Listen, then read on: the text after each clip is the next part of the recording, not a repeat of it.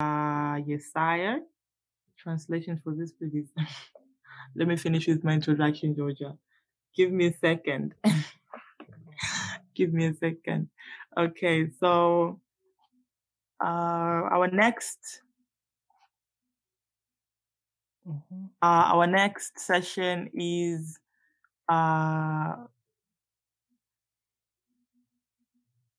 Jetpack Compose, a better overview for it, and this is going to be presented by Yesaya.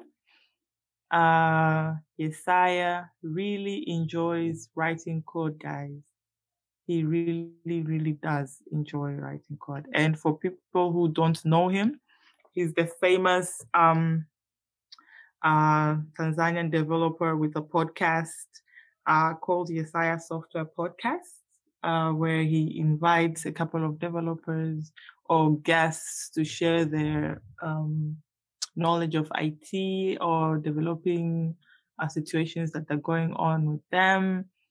And he also educates the society or the local community on code. Yeah, I think I've done a great introduction of that part. But that is Yesaya. And also he is in love with Swahili, guys. Yeah, as Georgia said, he's a Swahili enthusiast. Wait, there's a word for that. But yeah. So if he's gonna be mixing Swahili and English, do not be shook. He's just a very mzalendo type of person. Karibu Yesaya, for your presentation. While I'm still waiting for those emojis, guys.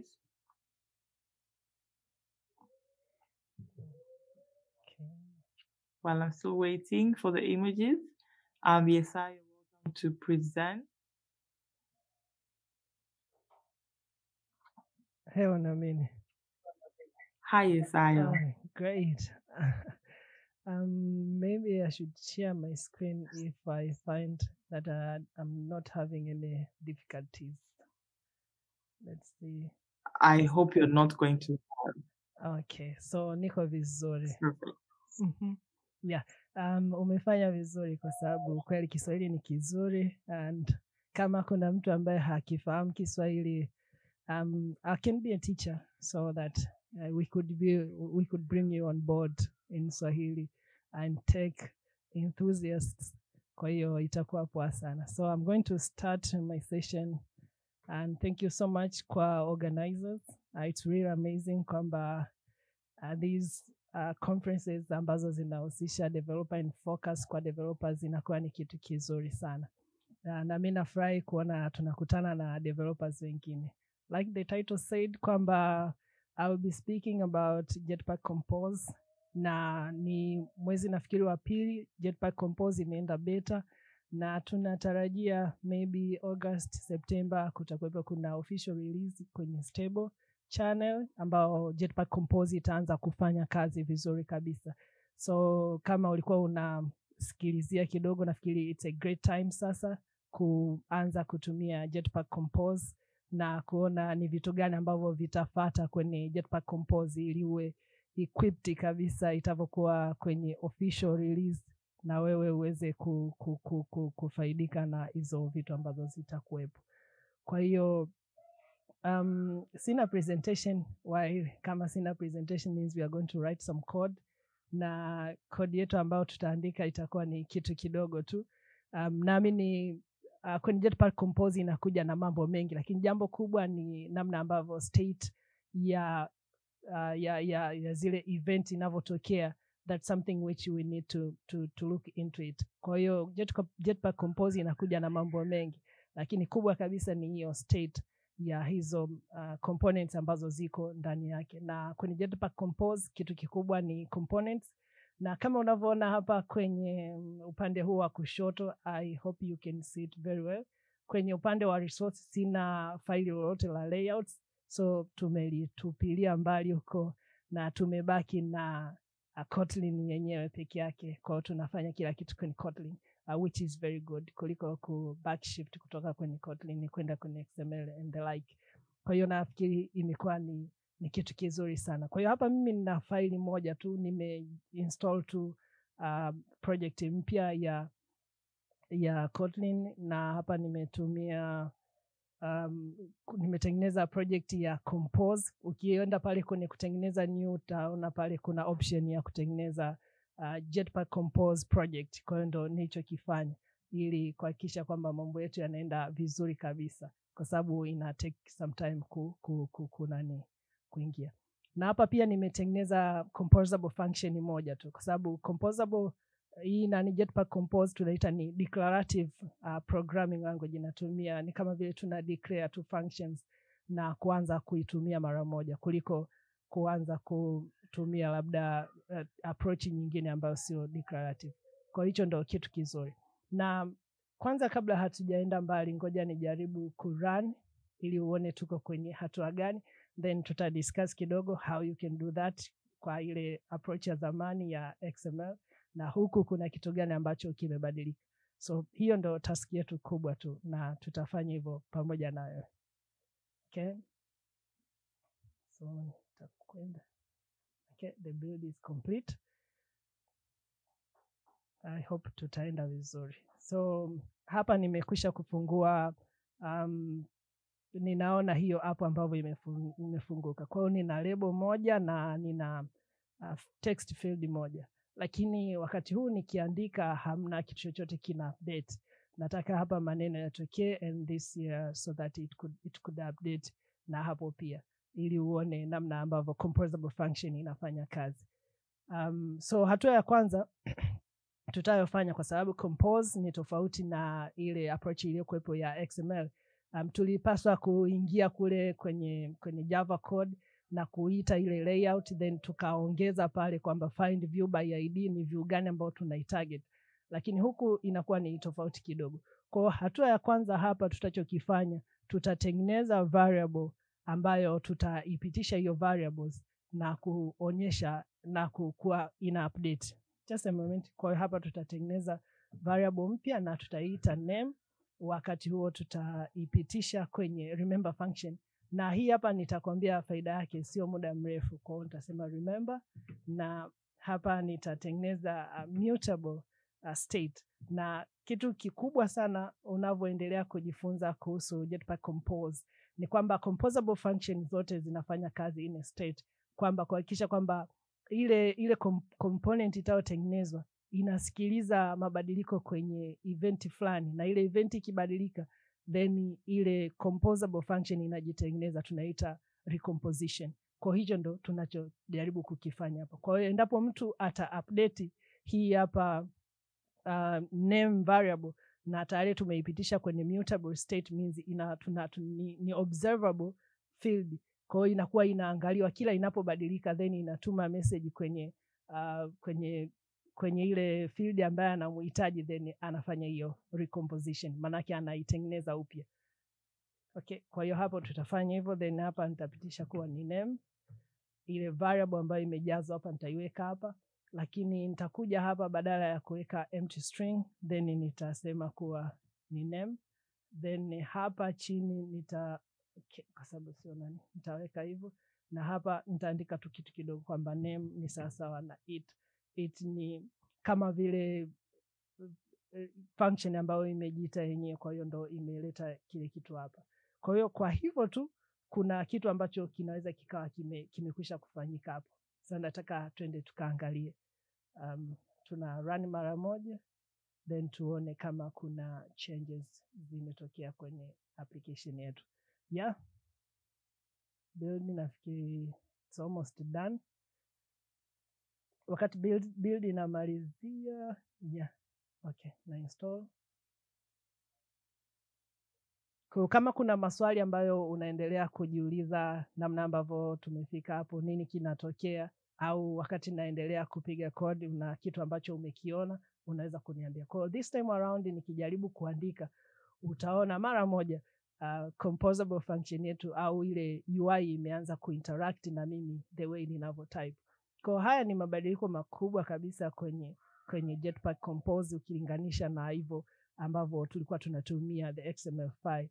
Na pia unaweza kuona kwa sababu Jetpack Compose ni modern UI toolkit ya Android development ambayo inakufanya uweze kufanya kazi haraka zaidi in a fast way ukilinganisha na the other technology ambayo tulikuwa tunaandika kwanza kwenye tool files, then tunakuja kufanya kitu kwenye tunakuja kutumia muda mrefu kuandika hicho kitu. So this is how. Lakini hapa kama umeanza kutengeneza na application yako ni ndogo, unaweza ukatumia this approach, but it becomes difficult when it comes to testing hii application yako. Kwa hiyo kwenye Jetpack Compose kuna kitu kinaitwa hoisting, ambayo hiyo state hoisting ni kama unataka kuhakikisha kwamba composable function utakayoitengeneza basi isiwe ina handle kila kitu, ina handle state yake na vile vile ina handle event. Kwa hiyo yenyewe inahakikisha kwamba ni pattern which moves state of composable function to a caller that make a composable stateless. Kwa hiyo hii composable yetu itakuwa ni stateless, lakini ile composable function inayoiita hii composable function yenyewe ndo itakuwepo ina manage state ya hiyo kitu, na hiyo inakuwa ni rahisi kwenye kutesti hiyo application yako.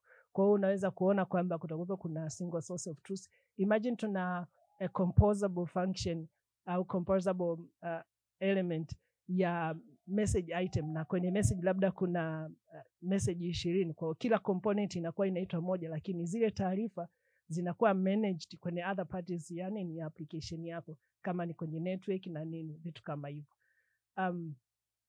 Kitu kimoja ambacho pia nilikuwa nataka nionyeshe kwenye hizi state na kwa sababu hiyo ndo issue kubwa iliyopo hapa.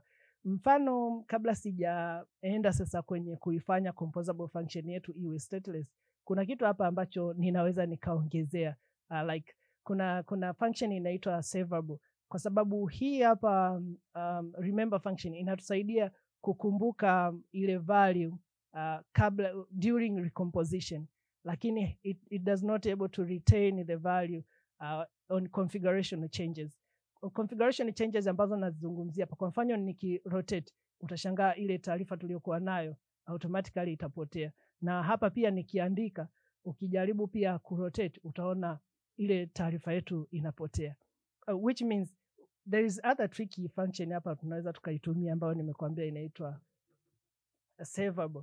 Kwa hiyo remember saveable function yenyewe itatusaidia kuhakikisha kwamba hata kama configuration changes zitafanyika, basi ile value yetu ambayo ilikuwepo kwenye ile compose function itaendelea kuwepo. So nitajaribu kurun na kukuonyesha the way ambavyo tumefanya hivyo. Kwa hiyo okay, so nafikiri it's already run. Kwa hiyo nitajaribu hapa kuandika ovyo tu, alafu nitajaribu utaona value yetu iko retained, na nikijaribu kuendelea kuongeza, nikijaribu kurotate, the value is still retained. So those are the key issues which ambazo unatakiwa uzijue during your journey ya kuanza kutengeneza Jetpack Compose kwenye application yako. It's very interesting. Okay. Sasa hatua inayofuata, kama nilivyokuambia, we need to be able to encapsulate hizi event na hizi value ambazo ziko hapa. So nitatengeneza composable function nyingine ambayo itatusaidia kwa ajili ya hiyo kazi, na function yenyewe haitakuwa, kwa sababu unavyoanza kutengeneza composable function, anza na hiyo annotation ya composable, then andika jina la function yako, andika func, then tutaandika hapa hello screen kuwa ndo jina la function yetu, na vile vile tutapitisha hapo na kuleta hapo chini. So that's how you declare your function. Sasa kitu ambacho nitakifanya, nitaichukua hii hapa variable name na kuileta hapa. Tunazipeleka hizi kwenye higher function ambayo inaiita composable function which we want to manage, na matokeo yake tutaichukua hii hapa na kuiita kwenye hii composable function. Kwa hiyo nimekuambia, kwa mfano assume hapa ingekuwa ni list ya messages, ina maana hapo ungeandika loop, let's say ya for loop, na hiyo composable function itakuwa inaitwa hapo, lakini zile value zinatoka nje ya composable function nyingine ambayo inaita hiyo composable function. Inaweza ikawa inachanganya kidogo, but how ndo namna ambayo unaweza ukaelezea, but you could also do some research how to go about this. Pia hapa, kwa hiyo ina maana nitaandika hii hapo na nitaandika value yake kuwa ni string, na vile vile na kujaza value yake, kwa sababu hapa ndipo ambako tumeita, nitaandika name, lakini pia nataka kuwepo kuna ile event ambayo inatokea mabadiliko ya ile name, so naweza kutengeneza a new parameter hii inaitwa name change. Umeona name change, na hii name change basi yale ile function yake nikaiandika kutokea hapa kwamba name ni sawa na it. Okay, na hapa kwa hiyo na maana I'll do some changes kuhakikisha kwamba kuna parameter ambazo nitakuja kuzipokea, na hizo parameter ya kwanza itakuwa ni name of type string, lakini pia nitakuwepo na parameter nyingine ambayo inaitwa name change, na tunatumia name change kwenye hizi event kuhakikisha kwamba ni present tense, kwamba hii composable function pale inapoitwa ndo kile kitu kinabadilika, so that's why we are using the present tense, kwa tunaita name change. Na hii hapa basi itakuwepo ni nini? Itakuwepo ni type yake, itakuwepo ni a lambda function ambayo itaita unit. Sasa ukienda kwenye, kwa hiyo hii function pia inapitisha string ambayo tutakuwa tunaitegemea hapo. I think that's all there is to it kwenye hii hapa. Unaweza kuona kwamba ile state ambayo tulikuwa tunaitafuta ndani hapa, na tumeifanya hii composable function kuwa stateless, kwamba state inakuwa handled in a higher order, kwamba hii function ambayo imeita ile composable function yenyewe ndio ina manage state ya hiyo activity. Kwa hiyo sasa hapo unaweza kuona kwamba tumeweza kudecouple hiyo composable function na kuhakikisha kwamba hizo states zote zinakuwa ziko poa. So ngoja tumalizie hapa. You see hapa hakuna kitu ambacho kitabadilika, lakini nikija hapa pia nitabadilisha kwa sababu tumeshafanya mabadiliko, kwa nitaita name change. Kwa hiyo nikisave hapa na nikijaribu kurun, natumia shortcut function F10 kurun.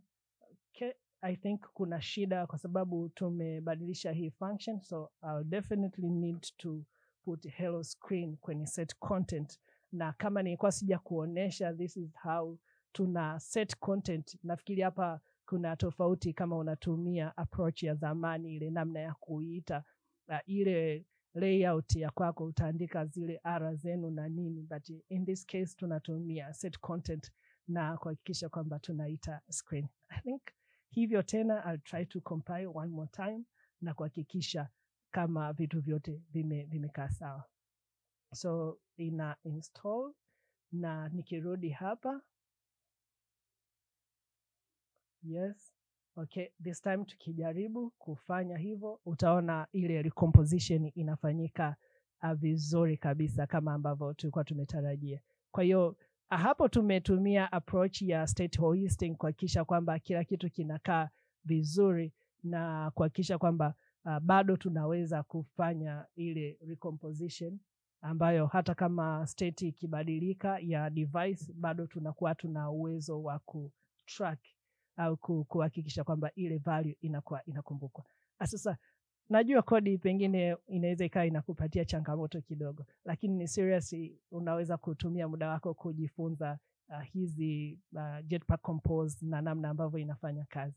Kwa kumalizia tu, ninataka kuweka hapa kitu chengine ambacho tutajaribu kuangalia view model na state yake. In a very broad idea tu kujua kwamba how can you encapsulate hichi kitu. Kwa sababu kwenye view model yenyewe ndio recommended state holder for composables. Kwa hiyo itakusaidia kufanya kazi yako vizuri, lakini pia yenyewe pia utakuja kuona tukiweka hapa ndani ya muda mchache utakuta hata hatuna haja ya kutumia remember servable, kwa sababu typically view model yenyewe inaweza kusurvive hiyo configuration changes, na vile vile inaweza kusurvive hiyo recomposition ya item. Kwa hiyo value zetu zitakumbukwa bila hata ya kutumia servable, remember servable. Okay, ngoja tutengeneze hiyo haraka tu. Na kama una maswali hakikisha umeyaweka hapo, maybe kwenye comment au kwenye sehemu hiyo ya maswali. I'll be able to answer them na kushauriana. Okay, na fahamu kwamba kuna wengine wanaifahamu zaidi, so tunaweza tuka exchange how can tunaweza tukafanya hiki kitu vizuri zaidi. So nitaandika hello view model, that's way, na pia nitaita nita extend kwa sababu this is the way ambayo una extend kwenye Kotlin. Akati kwenye Java you write the entire name like extend and everything. Kwa hapa tunatumia hivyo tu a colon kusema tuna extend kutoka kwenye view mode superclass and everything. So kwa kitu ambacho tunataka kufanya hapa, kwanza tunataka kuwepo na immutable variable ambayo itakuwa ni name, na name sasa tunataka tuitoe kutoka kwenye hello screen na kuwa managed kwenda kwenye view mode, kwa sababu imagine huku ndiko unakofanya ukianza kutengeneza application ambayo inatumia network call. The view mode yenyewe kama na unatumia labda design pattern like MVVM model view model, yenyewe ndio itakuwa inawasiliana na network, then interface italetewa hiyo taarifa kutoka kwenye view mode. So that's what ndo kitu ambacho nataka tukiangalia hapo kwa kumalizia. So kwa hiyo tunatengeneza hiyo variable na tutatumia live data. Hizi ni observable data type huko kwenye Kotlin, na ambazo zinaangalia zile variable namna ambavyo zina change, na kila inavyo change basi ina emit taarifa kusema bana hii variable imebadilika, hemu angalia huko nini kinatakiwa kufanya, na hayo mabadiliko ndio yanapelekea kufanyika kwa recomposition kwenye zile UI zetu, ambao sasa hapo hiyo ndo advantage kubwa. And we believe that hao watu walivyotengeneza hii hapa wanamaanisha kwamba hii itasaidia kwa kiwango kikubwa kuhakikisha kwamba inakuwa faster kushinda ambavyo hii approach ya saizi inafanya kazi. Kwa hapa nitatumia hii hapa approach ambayo itanisaidia kuandika haraka hapo. Okay?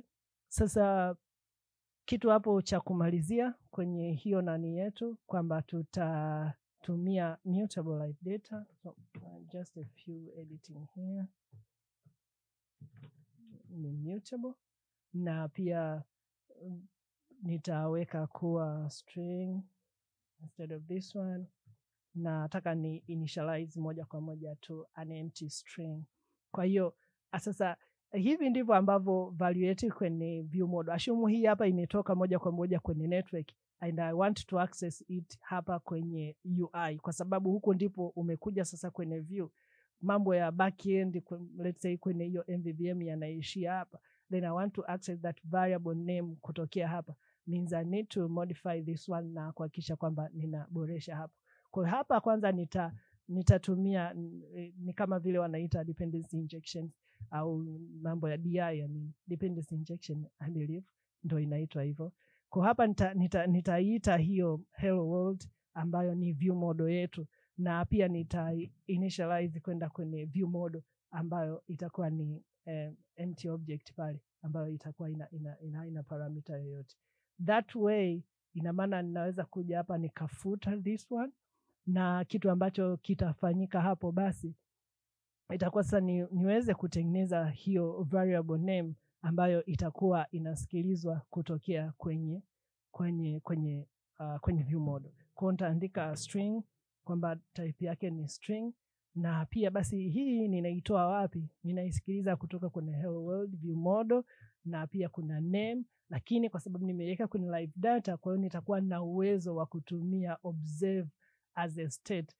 Kwa hiyo nikifanya hivyo means ninakuwa nina uwezo wa kuisikiliza hiyo na kuhakikisha kila kitu kinaenda sawa. Kwa hiyo I don't even need to do this one, but that way ndo inakuwa imekamilika kabisa. Okay, so tunapata error kwa sababu tumetumia var na sio var. Var manake I think hata ukiangalia kwenye moja ya tutorials ambazo nimezifanya kwenye YouTube at Star Software, nimezungumza tofauti iliyopo kati ya var na val. Yeah, the two val na var. Yeah. So hapa inabidi tutumie val kwa sababu gani? Hii val yani it is not able to change. Kwa this value we say that haitokuwa modified kwenye hapa sehemu ambako nimeita. So lakini ukiweka val means I'll be able to modify that value na kuweka kitu kingine. So hapo ndivyo ambavyo tumeita. Lakini uzuri pia tunaweza tumalizia sasa kutoa hata hii hapa, tunaweza tukaileta kwenye higher order iwe inakuwa manage kupitia view model. So ngoja tumalizie hapo, then tutakwenda kurun na kuhakikisha kila kitu kiko sawa. Kwa hiyo tutatengeneza a public function, and there is no need kuandika public function kama ni public function. Kwa hiyo tutaandika on name change that way, na pia hapa nitapitisha new name kama ndio kitu hicho na kuweka string.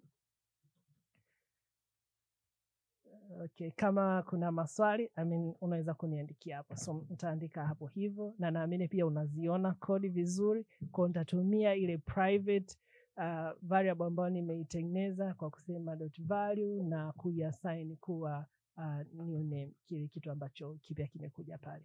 Then hii hapa, angalia sasa kinavyotokea hapo kwamba let me ngoja nije hapa nifanye hayo maboresho, then nitakuja kuexplain vizuri kabisa kitu ambacho kinatokea.